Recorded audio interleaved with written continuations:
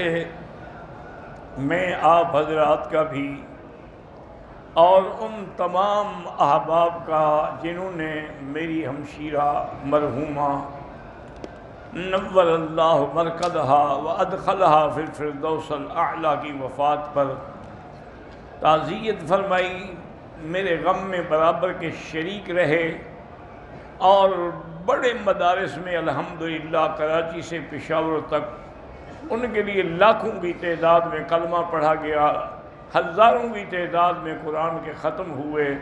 میں ان سب حضرات کا شکر گزار ہوں اور ان کے لیے دعائیں کرتا ہوں کہ اللہ ان کی زندگی بھی اچھی گزارے اور سب کا خاتمہ بھی ایمان پہ ہو اور جنت الفردوس نصیب ہو۔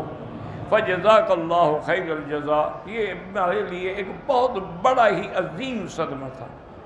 اس کی وجہ یہ ہے کہ اس سے پہلے میری بیوی فوت ہوئی، وہ بھی ایک بڑا صدمہ تھا، لیکن بہن نے تو ہمیں بچوں کی طرح پالا تھا، ہمیں تربیت دینے والے، ہمیں پالنے والے، گھر کے نظام کو سنبھالنے والے جو تھی اسے ہماری ہمشیرہ صاحبہ تھی، اور ان کی محنتوں سے اللہ تبارک و تعالیٰ نے ہمیں دین کے راستے پہ قائم رکھا۔ وہ خود بھی الحمدللہ، یعنی آپ اندازہ کریں کہ آخری وقت تک نہ حج چھوڑا، نہ رمضان کی تراویح چھوڑی، نہ تہجد چھوڑی۔ یہ اللہ تبارک و تعالیٰ، ہم خود منع کرتے کہ آپ اتنا بڑھاپا ہے، ویل چیئر پہ آپ کو لے جاتے ہیں، ابھی آپ 20 تراویح پڑھ کے آ رہی ہیں حرم سے، پھر تہجد کوئی ضروری نہیں ہے، گھر میں بیٹھ کے پڑھنے کا پتہ نہیں کتنے دن زندگی کے ہے، مجھے آپ کیوں منع کرتے ہیں؟ میں تو مسجد میں جا کے کسی قاری کے پیچھے قرآن سنوں گی۔ تو فوراً اسی وقت، یعنی آج ہم اتر کے گھر جاتے وہ مسجد، اور پھر ساری کے وقت میں آنا اور سب کے لیے کھانے کا انتظام کرنا، ساری دینا، ہر چیز کو سنبھالنا۔ تو اللہ تبارک و تعالیٰ ان کی مغفرت فرمائے، ان کے درجات بلند فرمائے، اور تمام مسلمان جو فوت ہو گئے ہیں اللہ ان سب کی قبروں کو باغ جنت بنائے۔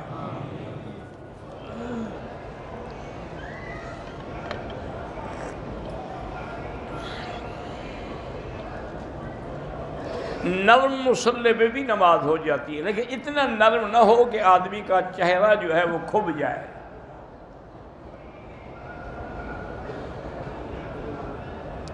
بھائی یہ باتیں آپ مجھے بار بار لکھتے ہیں اور مجھے بڑا افسوس بھی ہوتا ہے، میں نہیں جانتا احمد عیسیٰ کون ہے۔ جب اللہ تعالیٰ نے ہمارے لیے گوشت کو حلال کیا ہے پھر اس کا کیا حق ہے کہ گوشت کو حرام کہے؟ حضور پاک کو تو گوشت ہی پسند تھا۔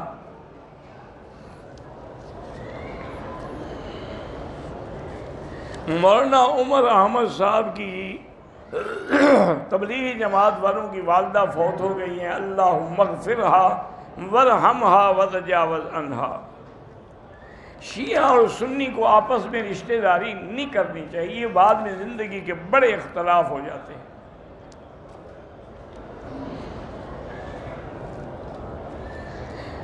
والدہ نے ذوالحلیفہ سے احرام باندھا، مکے پہنچنے سے 15 منٹ پہلے ناک سے خون جاری ہوا، کپڑے اور بازو پہ خون لگا، خون کے لوتھڑے، ان کا عمرہ ٹھیک ہے، خون لگا تو کوئی بات نہیں، صاف کر کے عمرہ کرے۔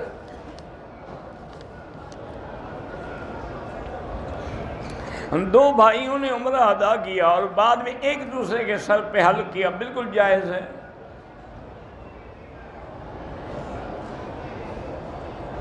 بھئی ان میں دم ہے ہی نہیں تو پھر کس بات کی دم؟ کیبل یا ڈش کا کام کرنا جو ہے کام ہے، اس کو اچھے کام میں بھی لایا جاتا ہے، برے کام میں بھی، کوئی حرج نہیں۔ جو پیسے آتے ہیں مزدوری تنخواہ سب حلال ہے۔ اگر احرام کی حالت میں خوشبو والے صابنوں سے ہاتھ دھوئے ہیں تو 2-4 ریال خیرات کر دیں۔ بغیر وضو کے اگر اذان دے اذان ہو جاتی ہے۔ ایجنٹ حضرات جو پیسے لیتے ہیں ویزے کے لیے مجبوری ہے، اس کے بغیر مفت تو کوئی نہیں بنا دیتا نا۔ اگر ناخن توڑ کے کمرے میں پھینک دے کوئی نحوست نہیں ہوتی، تم خود جو ناخنوں کے ساتھ کمرے میں رہتے اس سے نحوست نہیں ہوتی؟ تمہارے تو 10 انگلیوں کے ناخن تمہارے ساتھ ہیں ہر وقت، صرف ایک پھینکنے سے نحوست ہو جاتی ہے۔ پتہ نہیں کہاں سے مسئلے گھڑتے ہیں۔ اہل بدعت کی مسجد ہے، اس میں نماز نہ پڑھیں۔ اگر کام کے لیے آئے ہیں مکے میں، کمپنی نے بلایا ہے، عمرہ نہیں کیا، ان پہ دم نہیں ہے۔ بہرحال آپ کی شادی ہے، اللہ کرے باعث خیر ہو، یہ ایک رواج ہے پھولوں کا ہار پہنانا، ورنہ اس سے شریعت کا کوئی تعلق نہیں۔ ماہانہ تنخواہ میں اپنے بہن بھائیوں والدین پہ خرچہ کرنا، بالکل سب سے بڑا بہتر صدقہ تو یہی ہے کہ اپنے رشتہ داروں پہ خرچ کیا جائے۔ ڈیوٹی کے دوران اگر کمپنی ہمیں جمعہ پڑھنے کی اجازت نہیں دیتی، آپ مجبور ہیں بعد میں ظہر پڑھنے۔ اگر دو آدمی نماز پڑھ رہے ہیں اور تیسرا آدمی آ جائے تو امام آگے ہو جائے اور دونوں وہ پیچھے کھڑے ہو جائیں۔ حضور پاک نے ارادہ فرمایا تھا بی بی سودا کو طلاق دینے کا، لیکن دی نہیں ہے طلاق۔ تمہیں کیا مسئلہ ہے اس مسئلے پوچھنے کا؟ نہیں، مجھے بتائیں آپ کو تکلیف کیا ہے؟ عجیب بات ہے، بی بی سودا کو طلاق ہے نہیں ہے، تمہیں کیا تکلیف ہے، تمہیں کیا مسئلہ ہے؟ آپ نے ارادہ فرمایا تھا، بی بی سودا بھاری بدن ہو گئی تھی، بڑھاپا ہو گیا تھا، اور انہوں نے آ کے پھر حضور سے درخواست کی۔ انہوں نے کہا کہ یا رسول اللہ انی لا اشتہی الرجال، آپ جانتے ہیں کہ اب مجھے ان مردوں کی خواہش نہیں رہی، میں اس قابل بھی نہیں رہی، میں صرف یہ چاہتی ہوں کہ آپ مجھے طلاق نہ دیں تاکہ جنت میں آپ کی بیوی بن کے اٹھوں، لہذا میں اپنا دن جو ہے، اپنی نوبہ جو ہے وہ بی بی عائشہ کو دیتی ہوں۔ تو حضور نے پھر طلاق نہیں دی۔ اگر عدالت میں خلو کے لیے درخواست دے تو لازمی ہے کہ خاوند کو بلا کے اس کے دستخط لیے جائیں۔ سر میں درد رہتا ہے تو آپ 7 دفعہ فاتحہ پڑھ کے پانی پہ دم کر کے پیا کریں۔ میرا بھانجا ہے، اس کے کمزوری سے چل، اس کو بھی یہی پانی پڑھ کے فاتحہ پڑھ کے پلایا کریں۔ میرے چچا آزاد کشمیر والے محمد کبیر فوت ہو، اللہ ان کی مغفرت فرمائے۔ عورت کے لیے غیر مرد کی میت کا منہ دیکھنا جائز نہیں ہے۔ بہرحال انگلیوں پہ ذکر کرنا جو ہے وہ افضل ہے، سب سے اعلیٰ ہے، لیکن اگر کوئی آدمی، جیسے کہ آپ نے دیکھا حضور پاک نے کہ آپ کی محترمہ بیوی جو تھی وہ گٹھلیوں پہ ذکر کر رہی تھی تو آپ نے منع نہیں فرمایا۔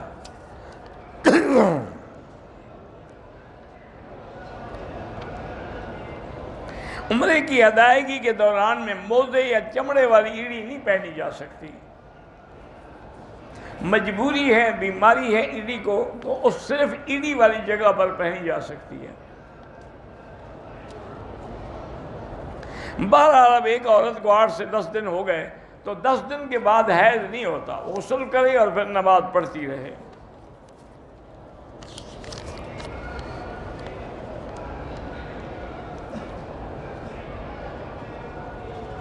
بہرحال ایک ضعیف عورت ہے، حرم میں وضو ٹوٹ گیا سونے کی وجہ سے، تو اب حمام دور ہے، وہ نہیں پہنچ سکتی، تو خشک مٹی کے ڈیلے پہ تیمم کر سکتی ہے۔ تیمم اس وقت ہوتا ہے جب پانی نہ ہو، یہاں تو حرم میں بھی پانی موجود ہے۔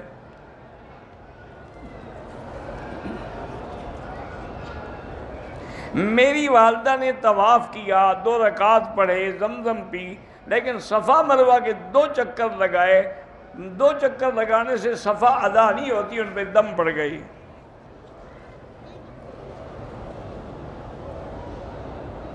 بہرحال میں کہتا ہے کہ میں نے مدینہ منورہ میں جمعہ کے دن دیکھا کہ بہت سارے لوگ صحن میں امام سے بھی آگے نماز پڑھے، ان کی نماز نہیں ہوتی۔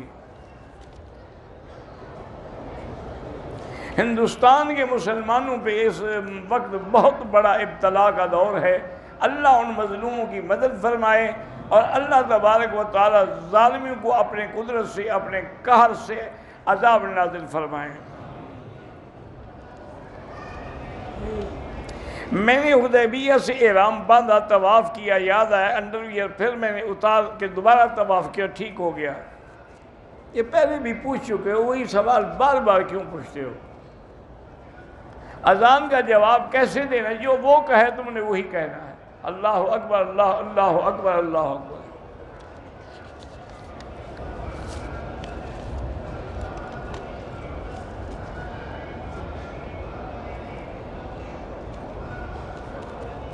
کسی آدمی نے 3 یا 4 مہینے کی مہلت پر کوئی چیز ادھار لی تھی، لیکن وہ مہلت سے پہلے فوت ہو گیا، تو اب اس کے رشتہ داروں کو اسی مہلت کے بعد وہ ادا کر دینے چاہیے۔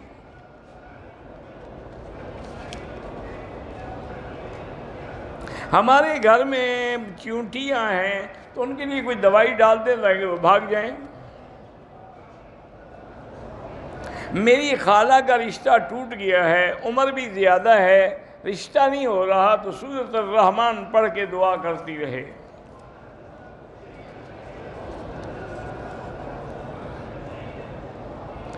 گورنمنٹ کا یہ ڈیوٹی ہے، وہ کہتے ہیں کہ آپ باہر کام نہیں کر سکتے، بہرحال باہر کام کریں گے تو وہ منع ہے۔ جب آپ کی ڈیوٹی ہے، آپ کا معاہدہ ہے، آپ معاہدے کے پابند ہیں کہ باہر کام نہیں کریں گے۔ شافعی مسلک کا آدمی اگر امام ہو، بالکل اس کے پیچھے بھی نماز جائز ہے۔ یہاں دیکھا نہیں ہے کہ حنبلی المسلک لوگ ہیں اور ساری دنیا ان کے پیچھے نماز پڑھ رہی ہے، کوئی جھگڑا نہیں۔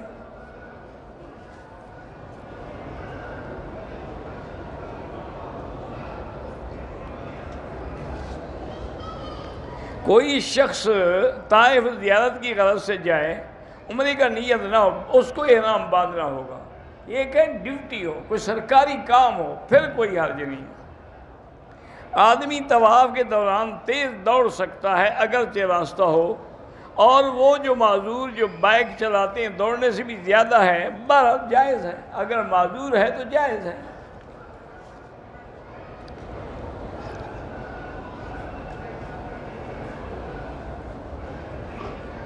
اگر کسی نے حلق نہیں کرایا عمرے کے بعد، مسلح کرا، پتہ نہیں مسلح کیا کرایا، اللہ، بہرحال ٹک لگائے تو دم پڑ گئی۔ میری بیوی مدینے میں حیض ہوا، میقات میں جب پہنچی تو صاف تھی، عمرے کی نیت کر لی، پھر اسے پتہ لگا کہ ابھی وہ ٹھیک نہیں ہے، تو بہرحال اب وہ انتظار کرے، جب وہ حیض سے پاک ہو پھر جا کے عمرہ کرے، لیکن احرام میں ہے، وہ احتیاط کرے باقاعدہ۔ مدینے میں رہنے والوں کی فضیلت یہ ہے کہ اللہ کے پیغمبر ان کی خصوصی شفاعت فرمائیں گے۔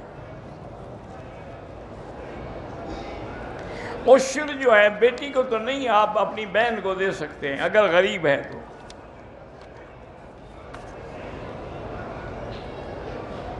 میں نے حلق کرانے سے پہلے سلے ہوئے کپڑے پہن لیے، یاد آنے پہ دوبارہ احرام باندھا اور پھر حلق کرایا، کوئی دم نہیں آپ پر۔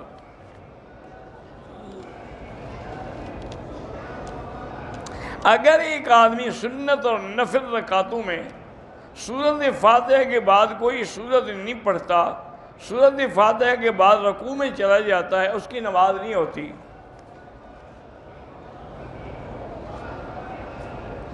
آج میں عمرے کا طواف کر کے صفا مروہ پہ 4 چکر لگائے، 5واں چکر لگا رہا تھا کہ بچے کے پیمپر سے پیشاب نکل گیا، کوئی بات نہیں، دھوئیں، اپنا چکر پورے کریں۔ 7 چکر پورے کیے، احرام کھول دیا، مسجد عائشہ سے احرام باندھا اور سعی کر لی۔ وہ آپ دم پر، طواف کے بعد آپ کو سعی کرنی تھی، مسجد عائشہ کیا کرنے چلے گئے آپ؟ بہرحال وہ دم ہے آپ پر۔ ایک آدمی نے کہا کہ ہم آپ کو جنازہ نہیں پڑھانے دیں گے کہ آپ کا عقیدہ اہل حدیث کا، اہل حدیث بھی تو صحیح ہے، اور تمام ائمہ اربعہ جو ہیں وہ سارے کے سارے اہل حدیث ہیں۔ البتہ آج کل چونکہ وہ زور سے جنازہ پڑھتے ہیں، اس لیے بعض علماء اعتراض کرتے ہیں کہ کبھی زور سے نہیں پڑھا گیا جنازہ۔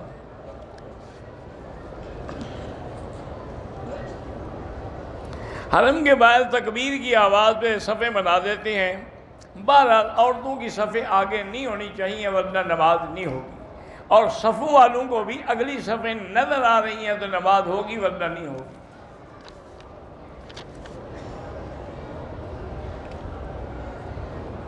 یہاں ٹیکسی والے کسی خاص دکان پہ ہمیں لے جاتے ہیں اور ہم وہاں سے کھجور خریدتے ہیں، ان کو کمیشن ملتا ہے، بہرحال ان کو ایسا نہیں کرنا چاہیے، وہ گناہ ان پر ہے، آپ پر تو نہیں ہے۔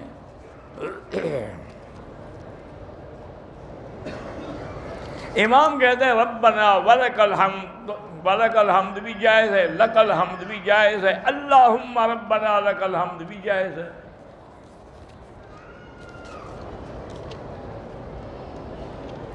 اگر جوتے پاک ہیں تو ان میں نماز ہو جاتی ہے۔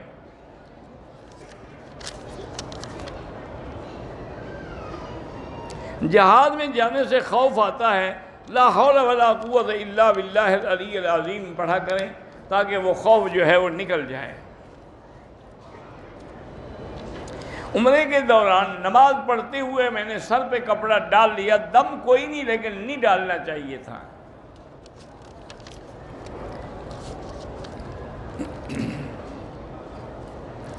میں نے طواف کے پہلے 3 چکروں میں اس کندھا نکالا، 4 میں نہیں، پورے 7 میں ہی نکالنا تھا لیکن دم کوئی نہیں ہے۔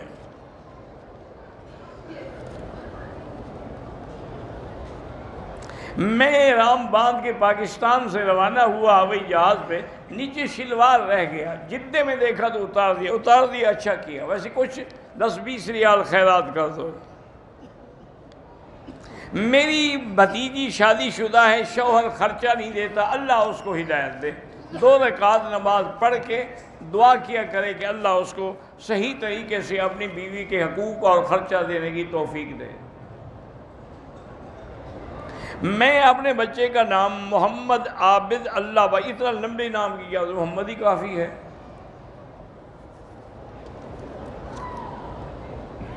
اسلام آباد ایئرپورٹ میں احرام باندھ کے بوٹ پہن کے میں نے سفر کیا، کوئی دم نہیں لیکن خیرات کر دو، چونکہ سلے ہوا ہڈی چھپ جائے تو وہ جوتا نہیں پہننا چاہیے۔ ایک آدمی نے اپنی بیوی کو 3 طلاقیں دی، اب اس کے لیے مستقل حرام ہے، اس کے ساتھ رہے گا تو نعوذ باللہ ائمہ 4 کے نزدیک وہ زنا ہوگا۔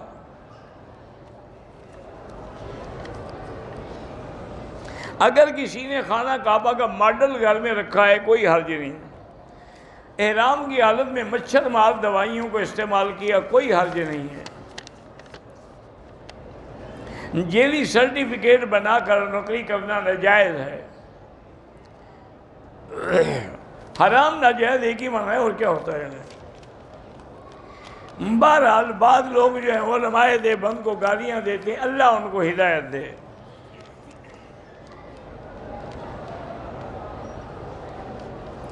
احتجاج کرنا جو ہے اسلام میں بالکل جائز ہے، حق ہے ان کا، احتجاج نہ کریں تو کیا کریں۔ بہرحال حیات النبی کا عقیدہ تمام مسلمانوں کا ہے، کوئی بھی منکر نہیں، الا کرامیہ فرقہ۔ امام جب تکبیر کہے مثلا اللہ اکبر تو ہم امام کی اتباع کریں گے، مکبر کی نہیں کریں گے۔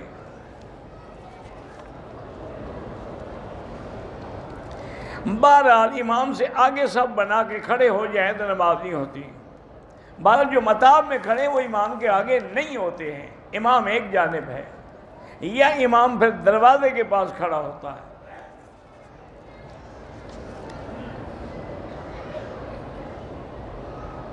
اگر صفیں بن گئی، امام نے اللہ اکبر کہہ دیا، اگلی صف میں جگہ خالی، آپ جا سکتے ہیں۔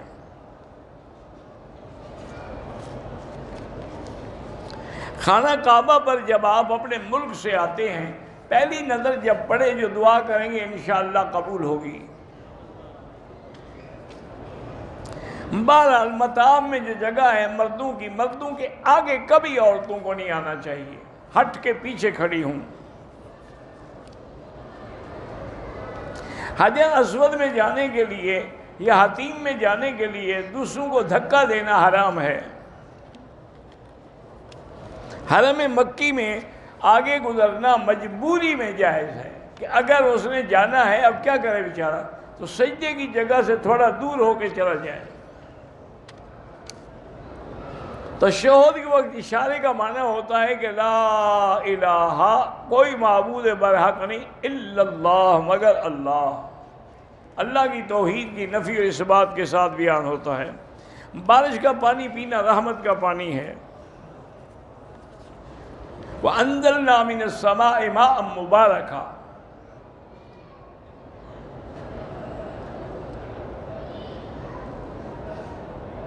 میں نے ارادہ کیا یا ہم نے ارادہ، کوئی فرق نہیں پڑتا، کبھی افراد میں کہہ دیا، کبھی جمع تعظیم کے لیے کہہ دیا۔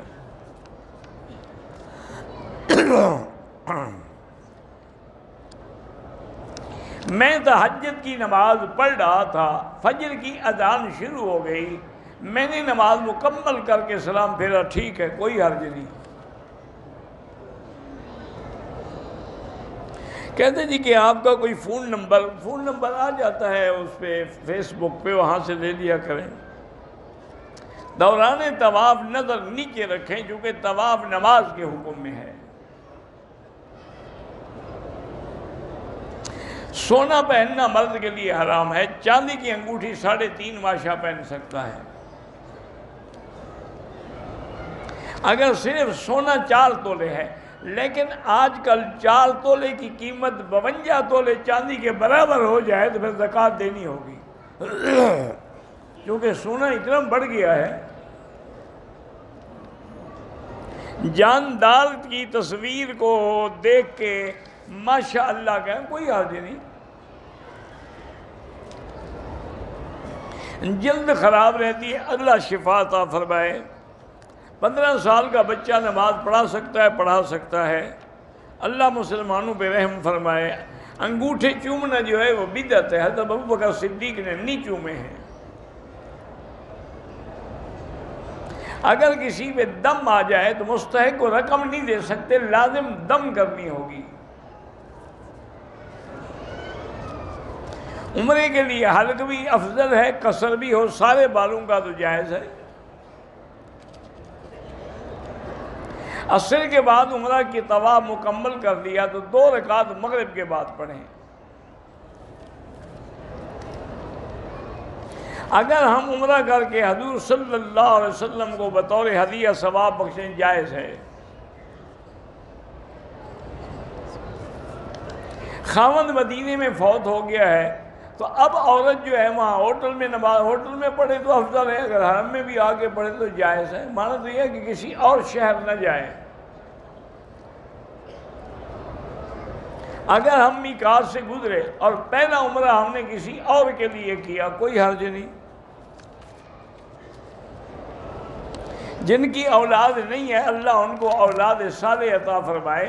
اور قرآن میں جو دعا ہے وہ پڑھا کریں، رب لا تذرنی فردا وانت خیر الوارثین۔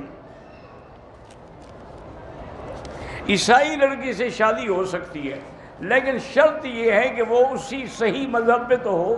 آج کل تو عیسائی ہے ہی نہیں۔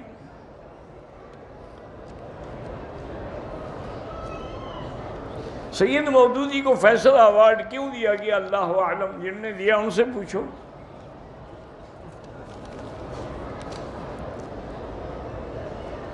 نماز جنازہ میں حنفی مسلک میں پہلے ثنا پڑھیں گے، پھر درود اور پھر اس کے بعد دعا۔ والدہ کی قبر میں جاتا ہوں، والدہ کو ساتھ نہ لے جایا کریں، باہر آپ جا سکتے ہیں، عورتوں کو جانا منع ہے۔ کاغذ پر نام لکھ کے کعبے پہ لگانا ناجائز ہے۔ شیعہ کا جنازہ بہتر ہے کہ نہ پڑھا کریں۔ اگر ایک آدمی اذان دے کے گھر چلا گیا تو تب بھی کوئی حرج نہیں۔ اگر پیشاب میں قطرے نکل جاتے ہیں تو نیچے اپنا احتیاط رکھیں اور ہر نماز کے لیے نیا وضو کریں۔ اسی طرح طواف کے دوران حاجت تقاضا ہو جائے، طواف چھوڑ دیں، وہاں فارغ ہو کے وضو کر کے پھر شروع کریں۔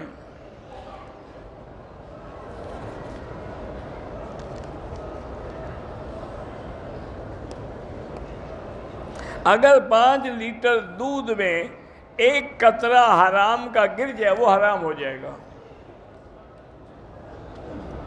اگر ایک آدمی نے عمرے کے بعد حلق نہیں کرایا، پہلے مونچھیں کاٹ لی تو دم پڑ گئی۔ اگر عمرہ کرنے کے بعد جب حلق کرانے لگا تو سر میں اس طرح لگ گیا، خون آیا، کوئی بات نہیں۔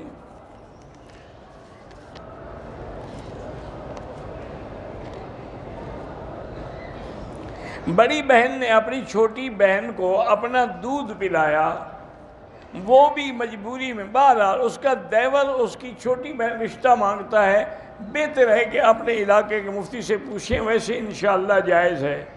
گردوں کی تکلیف ہے، اللہ شفا عطا فرمائے۔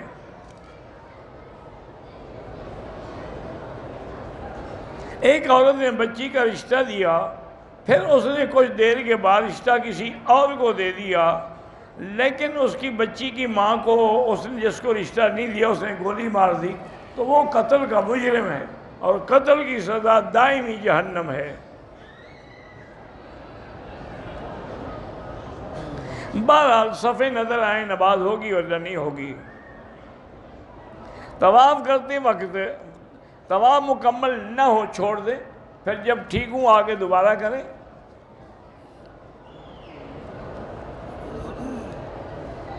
میری والدہ بیمار ہے، اللہ شفا عطا فرمائے۔ شوہر سے اگر لڑائی ہوتی ہے 2 رکعت پڑھ کے یا لطیف و یا ودود کی تسبیح پڑھ کے دعا کیا کریں۔ چھٹا دن ہے اور حیض آ رہے ہیں، بہرحال جب تک حیض ہے آپ طواف نہیں کر سکتی، عمرہ نہیں کر سکتی۔ جدے میں وضو کیا تھا، شاید نیند آ گئی تو آپ دوبارہ وضو کریں گے۔ فجر کی نماز ہو یا ظہر کی نماز ہو، حنفی مسلک میں امام کے پیچھے کچھ نہ پڑھیں، امام کا پڑھنا کافی ہے۔ عورت اپنے مردہ خاوند کو اگر کوئی اور نہ ہو تو غسل دے سکتی ہے، اسی طرح خاوند بھی اپنی بیوی کو اگر کوئی اور عورت نہ ہو تو غسل دے سکتی ہے۔ اگر ایک آدمی نے عمرہ مکمل کیا، حلق نہیں کرایا، ہوٹل میں جا کے آرام کیا، دوسرے دن حلق، لیکن اگر احرام میں رہا، کپڑے نہیں پہنے تو کوئی دم نہیں۔ میری بیٹی بیمار ہے، 8 سال کی، چل نہیں سکتی، تو سورۃ فاتحہ 7 دفعہ پانی پہ دم کر کے ہر نماز کے بعد پلایا کریں۔ اگر دم پڑے دم ہی دینا ہوگا، رقم نہیں دے سکتے۔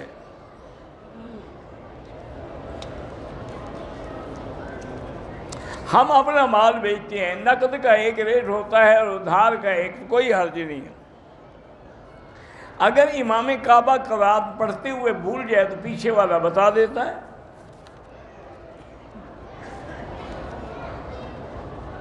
پہلے عمرے میں قصر کروایا، دوسرے عمرے میں چوتھائی سر کا حلق کرایا، ٹھیک ہے دم نہیں آتی لیکن ایسا نہ کیا کریں، حلق پورا کرایا کریں۔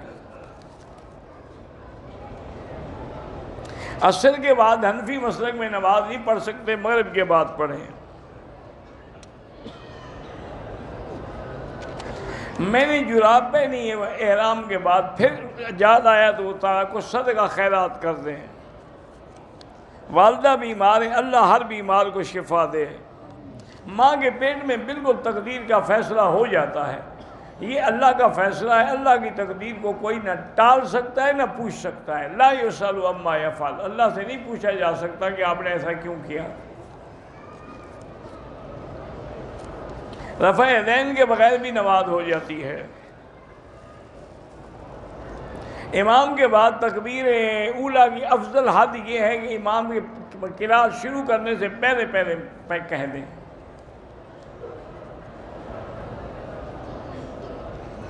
جو لوگ عمرے پہ آئے ہیں وہ طائف، جیلانہ، ریاض سے احرام باندھ کے عمرہ کر سکتے ہیں، ہاں کر سکتے ہیں۔ حرم مکی کی حدود معین ہے، سارا مکہ حد حرم میں ہے۔ بہرحال جو مردے رہیں وہ زیادہ حقدار ہیں زندوں سے۔ ماں اور بیوی میں حق ماں کا زیادہ ہے۔ صفا مروہ میں بغیر احرام تو صفا مروہ نہیں ہوتی۔ امام مہدی آئیں گے انشاءاللہ۔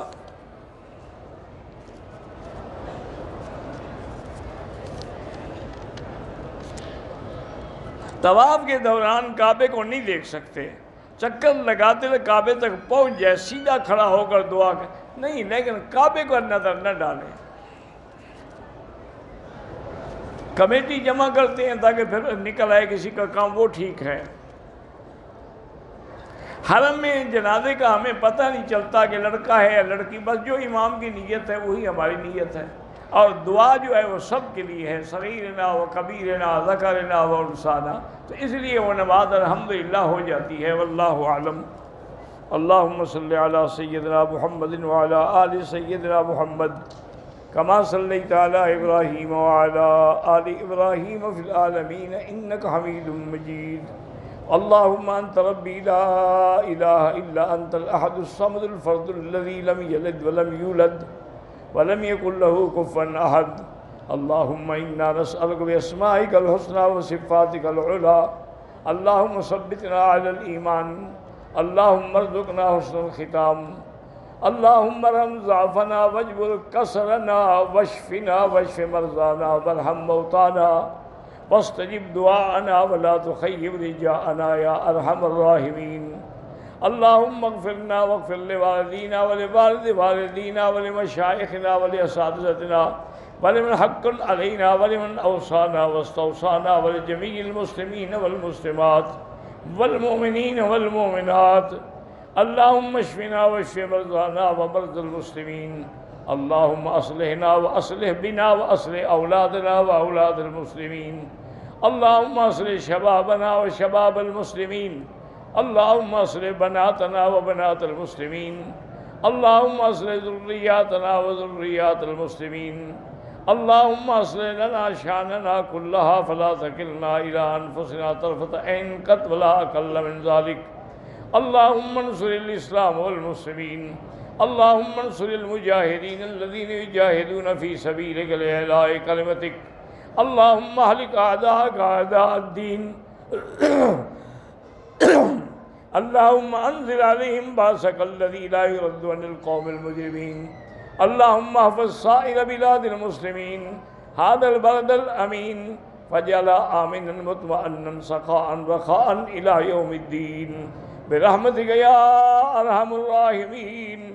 یا اللہ بیماروں کو شفا عطا فرما، یا اللہ بیماروں کو شفا عطا فرما، یا اللہ ہماری ظاہری باطنی روحانی جسمانی بیماریاں پریشانیاں دور فرما، یا اللہ بے حیاؤں کو حیا عطا فرما، بے اولادوں کو اولاد صالح عطا فرما، جن کے گھروں میں بچیاں ہیں اللہ ان کے خیر کے رشتے نصیب فرما، یا اللہ بے روزگاروں کو روزگار عطا فرما، قرض داروں کے قرض عطا فرما، یا اللہ پوری دنیا میں جہاں مساجد ہیں مدارس ہیں دین کے ادارے ان کی حفاظت فرما، دین کے کام کرنے والوں کی حفاظت فرما، یا اللہ علماء حق کی حفاظت فرما، ہر قسم کے شرور اور فتنوں سے محفوظ فرما، یا اللہ پاکستان کی حفاظت فرما، یہود ہنود اور قادیانیوں کے فتنے سے محفوظ فرما۔